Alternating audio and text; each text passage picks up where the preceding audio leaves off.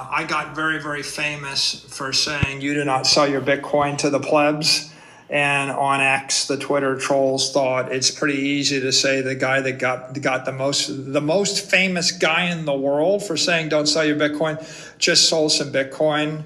Now, they don't really put together the fact that that's advice to individual retail investors, and that is not the way you would run a Bitcoin finance company that actually exists to buy, sell, and pay dividends on Bitcoin. So I think the Twitter trolls like to put together a couplet, and everybody's got an attention span of about 10 seconds. So if you can find someone that said, don't eat meat, and then you can catch them eating meat, then it's always going to run very hard. I think that's why that went viral. That is Michael Saylor defending his decision to sell Bitcoin after telling everyone never sell your Bitcoin. As the digital asset guy, I can see both sides of it when we're going to talk about it after the intro. See you in a few.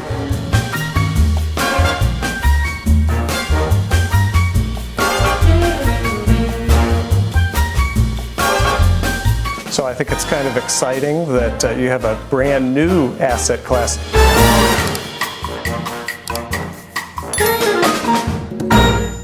Welcome back. Thank you for tuning in to Digital Asset Guy Crypto News. As you all know, this is I Trust Capital, my favorite place to buy, sell, and yes, hold cryptocurrencies and gold and silver, whether that's in an IRA or not in an IRA. They've got the Roth, SEP, and traditional IRAs you can roll over from your 401k, 403b, things like that.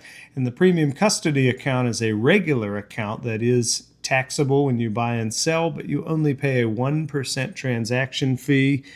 And the premium custody treasury is the same, but it's for if you want to hold crypto or precious metals on your balance sheet with an institution or an LLC, something like that. This place changed my life when I was able to roll over my old retirement into an iTrust. I have a traditional and a Roth.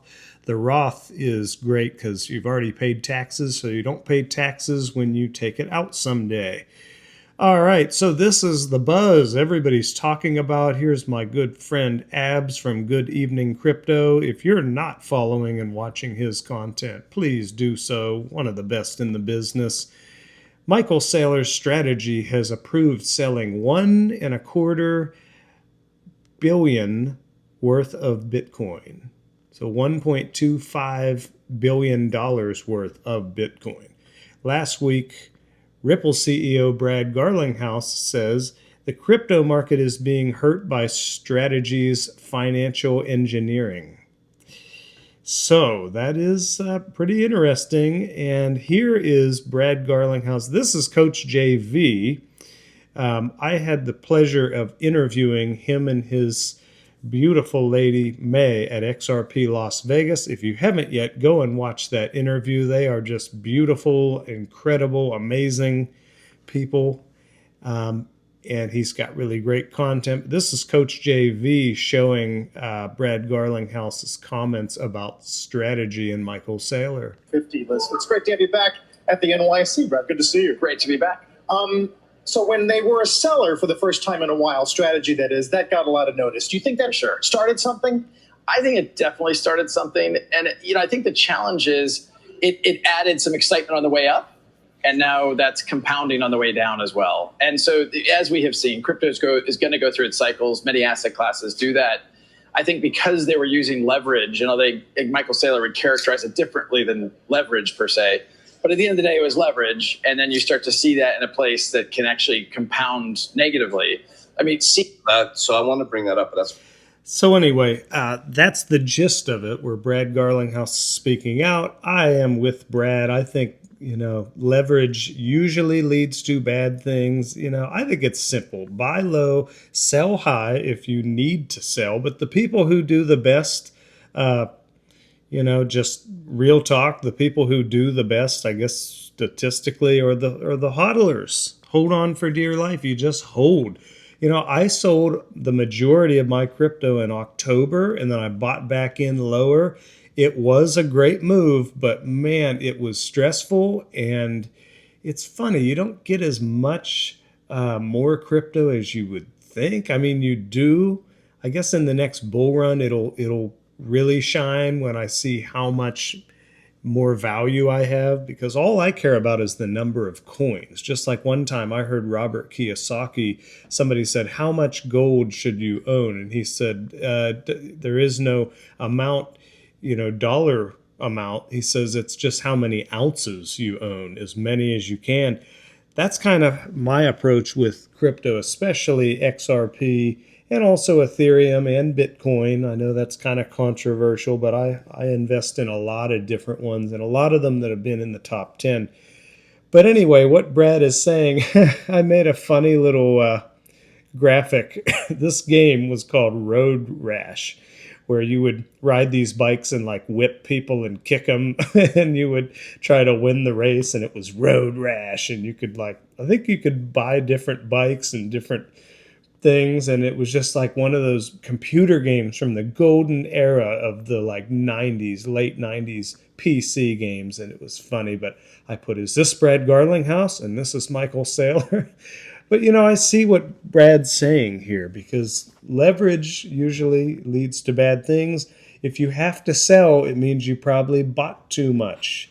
Then again, though, I will say to Michael Saylor's point, sometimes when you're running a company, maybe there's just reasons you want to sell. And when would be the best time to break that news? In the bear market, when everything's bad, and it seems believable.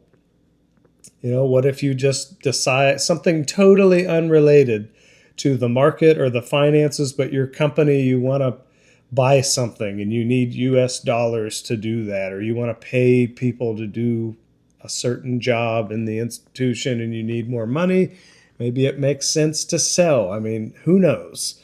But I think if you sell because you have to sell, you probably put too much in to begin with. The digital asset guy, I have never put in more than I could afford to lose. I've never went in debt over it.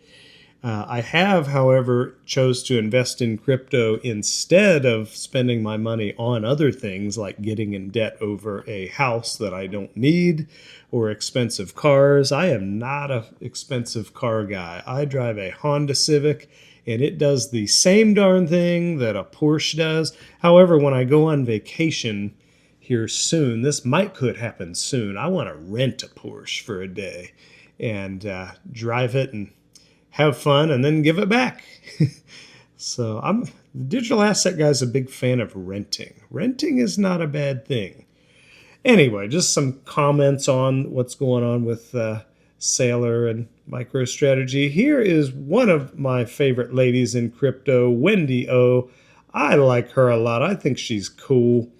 She's been doing this for a long time. Here's what she had to say. I thought it was very insightful what she had to say about strategy. Created as a hedge against geopolitical events, governments, and really just money in general, the ability to print money.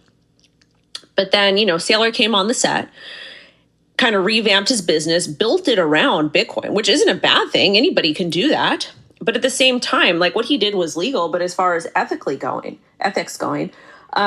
was it a good idea, or what was it aligned with Bitcoin's ethics and ethos to be in a company, to have access to capital because you come from money or you come from capital, and then say, hey, we want to go ahead and issue this intangible IOU, which is a stock, a share, whatever you want to call it, and then we're going to value it. We're going to value it at X, Y, and Z. We're going to put it onto the market, and we're going to use it to raise fiat currency, and then we're going to buy a finite asset. That is an interesting point, but maybe it's a smart move, even though it's kind of having some problems. It's under a lot of criticism, but who knows? I'll bet you back in the bull market, I'll bet everything's fine again and they're probably buying more Bitcoin. But the thing is, when we see this, like Saylor buys another amount of Bitcoin, I'm not sure, I could be wrong on this, but I don't think we actually know if he bought that day when these headlines come out. Wouldn't surprise me if they do a lot of this to be in the headlines and be in the media, and really they are buying low and selling high, but it's just kind of how it goes. I don't know, it's just a thought, but I think Wendy is very insightful. She's one of my favorite ladies in crypto. Speaking of ladies in crypto, here is the first episode of Digital Asset Guy After Dark, where this very funny, snarky lady, I thought she was absolutely hilarious when we interviewed her on the street. People, this is real, okay? There is no way, it wouldn't even be possible for me to stage all these. We probably did 50 interviews when I was down in Florida. And this is one of them. Listen to what she says about crypto is not for girls. What about when people tell me being a successful crypto investor, it'll help your dating life. No. Wrong. In the words of Donald Trump, wrong. Watch the freaking clip. Crypto's like XRP. I don't do crypto. Why not? Because I'm a girl. You think crypto's only for boys? I like to think that. Oh, I work in finance, and right now I'm Me like too. $2 up. So $2 up, but from where? from 2 days ago. When she said that, I thought she was going to say, I bought the stock at 20 cents and now it's at $2. And I was going to be like, wow, that's almost like crypto. And then she's like, from 2 days ago. And then she's like, I'm up $2 in 2 days. I just thought it was funny. Okay. What about crypto? What about like crypto's 2 like? days ago, and I'm $2 off. So. Well, listen, I'm telling you, crypto's for everybody with an internet Really? connection. Can you teach me how to do I it? can. I'm the digital asset guy. Things were going really great, and then we walked and talked about crypto a little bit, and then the cameraman happened to get this on camera when I just said, I said, you're going to need to learn about crypto. She kept saying, I don't know anything about crypto. I don't know. And I was like, well, honey, you're going to have to start learning about it. So, I'm trying to teach you. And then she just got mad and hit me.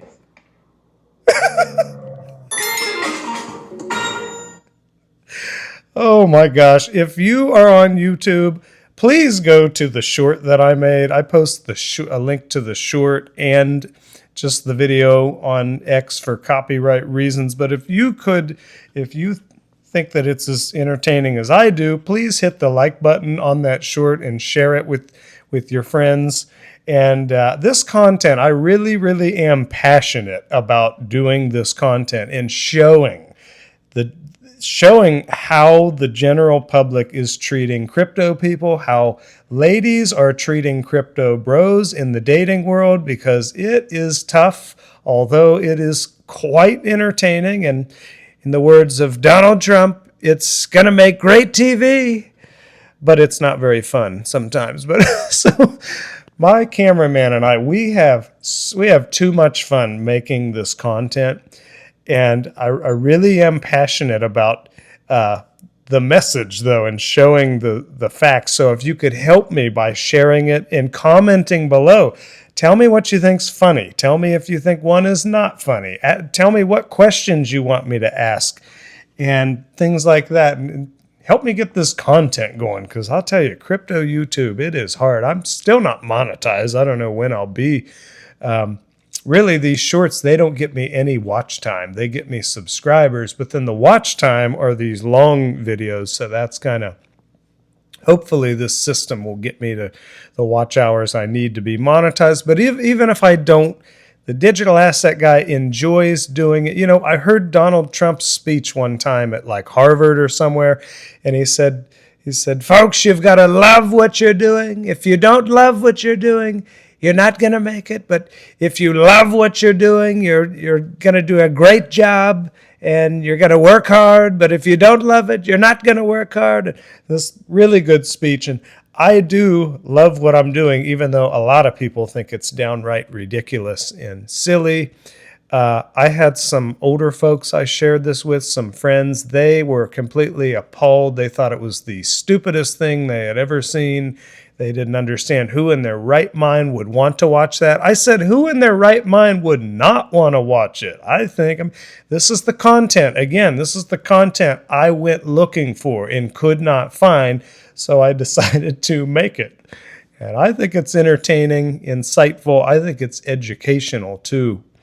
So I've had people reach out like, hey, I saw your thing. Like, where can I learn about crypto? Because I don't know anything about it either. I say right here on this YouTube channel. So thank you so much for watching, tuning in. Please hit the like button. Make sure you are subscribed. Remember, nothing that I say in these videos is financial or investment advice, just my own personal thoughts, opinions, feelings, philosophies, things like that, just for educational and entertainment. Yes, entertainment purposes only.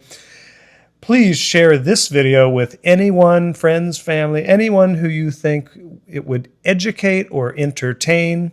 It's direct referrals and word of mouth referrals and sending it in a direct message, texting it to someone. Those are the things that help me the most. And if you help me, you'll be getting me a little bit closer to doing my dream job of talking crypto all day, every day.